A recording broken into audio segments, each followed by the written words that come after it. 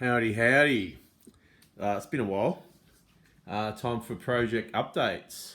Um, the Datsun, I gave the full treatment to the motor, like I polished all the parts and stuff like that.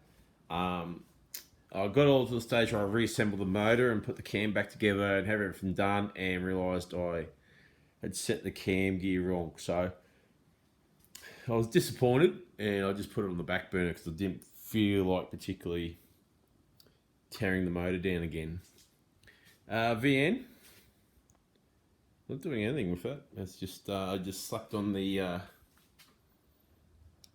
old wheels with the painted center caps to give it that sort of the sheriff spec, the US sheriff spec rims. So yeah, she's just turnkey. It does what it does. Turbo, and you'll notice since the last video, it's actually moved. This car actually moves under its own power. Well, not at this stage, but it actually did. I got her up and running, and got her out of the shed and gave her a couple of bleeps and that, so she was all happy. And I worked out the woes was I had the wrong fuel pump in the main tank, and this setup here, this is my surge tank. And what I have is two Bosch 44 Walbro pumps, and they go straight into a bottleneck. See, straight away. And then it goes to the fuel filter.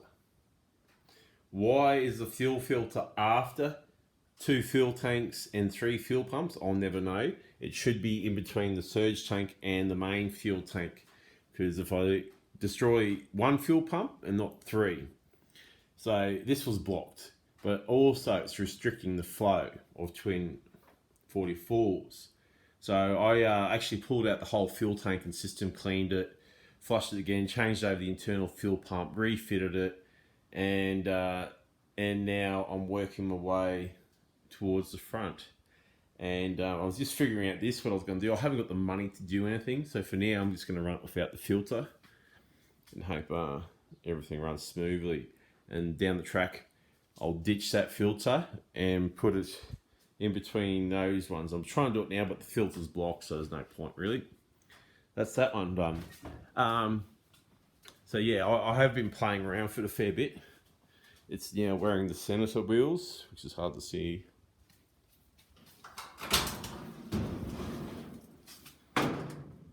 Should brighten her face up quite nicely. Made a few styling improvements and enhancements while I'm at it.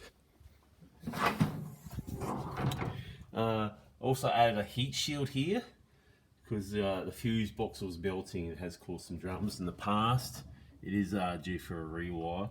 But for now I'm just going to run what it brung, because it runs and I'm broke and I just want to get out and enjoy life. So it's just some leftover heat shielding I've slapped in there to try and protect the brake lines and the fuse box from overheating. Other than that, everything else is pretty nice into here. Add a little... Oh, yes, you are.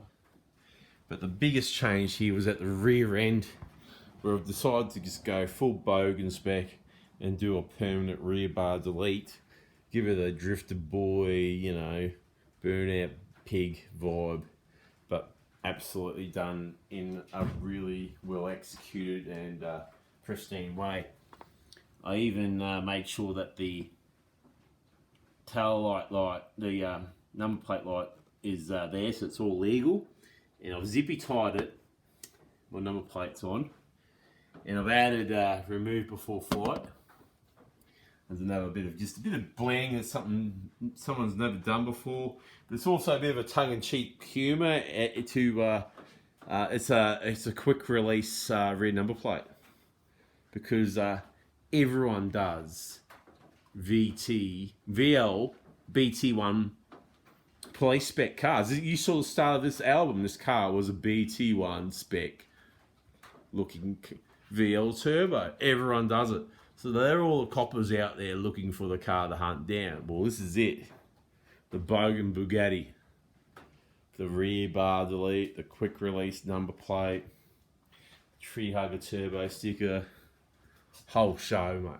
So yeah, that's the joke there behind that. And I hope you see it. I'm just trying to do something different. Like everything's been done to death. Like I said, BT1s and VL Calais done to death. So this is a Bellina turbo, and it's not a real turbo. It's an NA auto. So you know, she's a bargain bin basement car that's had like 20 grand thrown at it. So you know, it does the job. And this is the car I want for my life. You know, I could go play in the streets and do what I want with it. Also added new headlights. Cleaned up the front end. I actually spent a fair bit of time on this car. And then I've come up here, I've added the Tax the Rich sticker. So when I get pulled over by the cops, I know I'm going to get a ticket because I'm in a fully sick VL. So I had a bit of tongue-in-cheek there at them.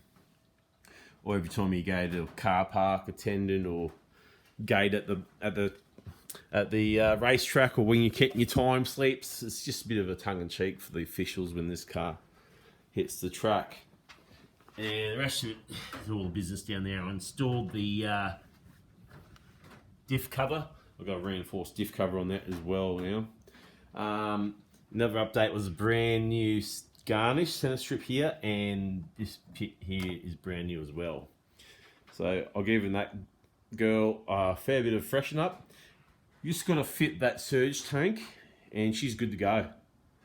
And yeah, she's right and ready. And the only other thing is the window. Now I'm not too sure about because I have to attach the metal bracket to the glass. So I'll have to take it to a specialist, and then I'll button her back up, and she's roadworthy. Senator. Now where's the Wilkinshaw wheels? And you can clearly see that the 215's Corvette LT1 brake upgrade is a bit different from the Club Sports. She feels like those 16-inch rims big time, knocked out all the wheel weights. I also added some styling improvements just to take a bit of a piss take at the purists and that, and something I've never seen before, which is roof racks. So just bogan-esking a priceless pristine classic.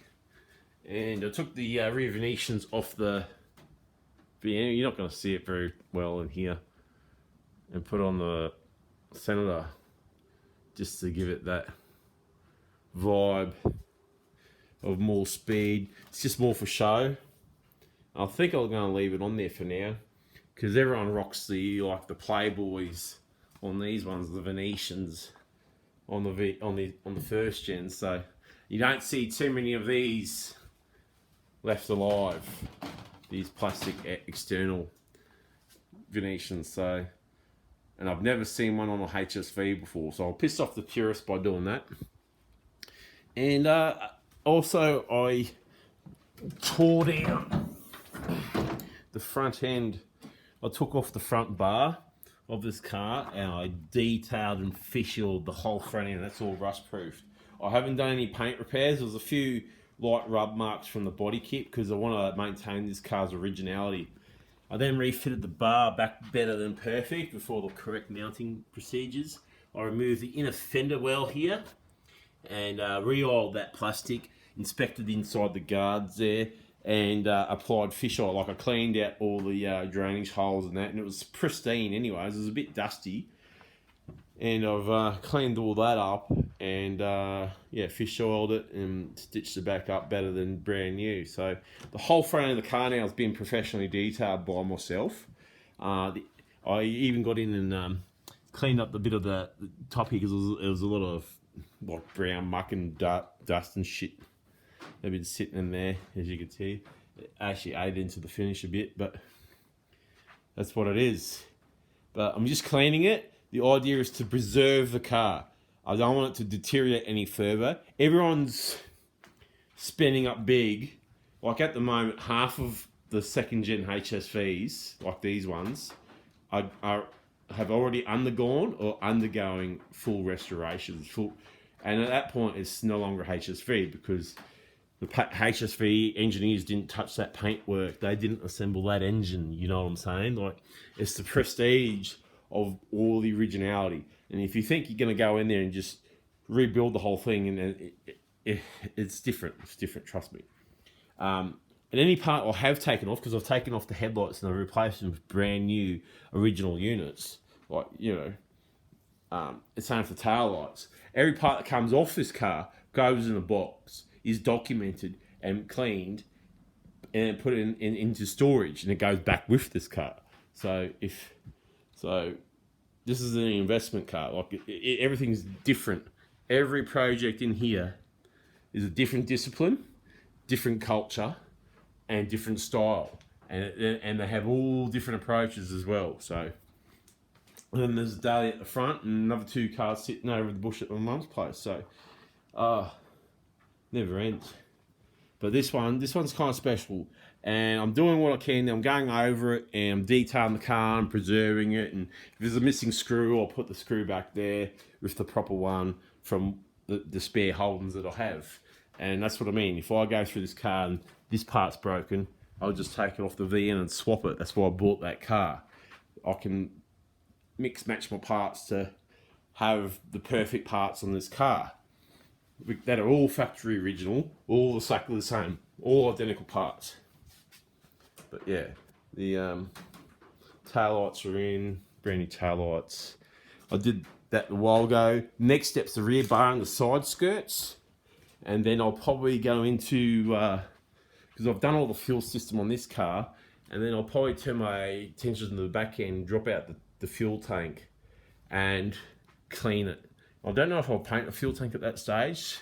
If it is looking a bit scuffy, I might either paint it matte black or do the silver treatment like I've done here with this tank here, and put it back, give it a full detail. I think I might do that, so it's at least a show car and presentable in the future. That's more preservation as well. I'll probably only do that to the rear end, or I won't do it to any other part. I've already had the gearbox and stuff, like a brand new clutch, brand new brakes. Well, they're not the original units. They've been refurbished and put back on all round. So, yeah, I might have got it cheap back in the day, but I've had to spend a lot of time and money on this car to find the parts. And I'm glad I did this back in 2020 and not today, because I'd be paying twice, if not 3 times as much as I would be for those parts if I could find them at all. Because, yeah. And I have a comprehensive spares package for this car, like a different style grille, different style rear spoiler, like the Club Sport spoiler, the Batwing. I got one of those. Spare brake set as well, a complete front end brake set, including the master cylinder and everything for it. So, yeah. I'm hoping I'm making all the right moves on this car. I'm struggling at the moment, so I'm struggling financially as well, and there's so much uncertainty. So it's just like family life, isn't it? I'm always stressing about trying to keep my beauties home and hosed and fed. This is the other point. Why do you guys keep friends? Why do women keep friends zoning me? I'm literally the dad you guys want. But anyways, not a problem. I'll just keep playing with my children here. But anyways, yeah, enough of that. Yeah. Have made progress. That's all I could say. Have made progress. I'm hoping that I will have this turbo back together and running by the end of the week. That's its new look. Deleted rear bar. Full Bogan spec, Bogan Bugatti. The Aussie AMG. Bogan missile, the Mang, and the poor man's GTR. What a bucket of shit. The polished turd. Yeah. Got kicked out of the car club, so decided to outlaw my Datsun. I don't know if the world will like it, but I like it. I really like it. Be good, or be good at it. Like and subscribe, and yeah, turbo for a win.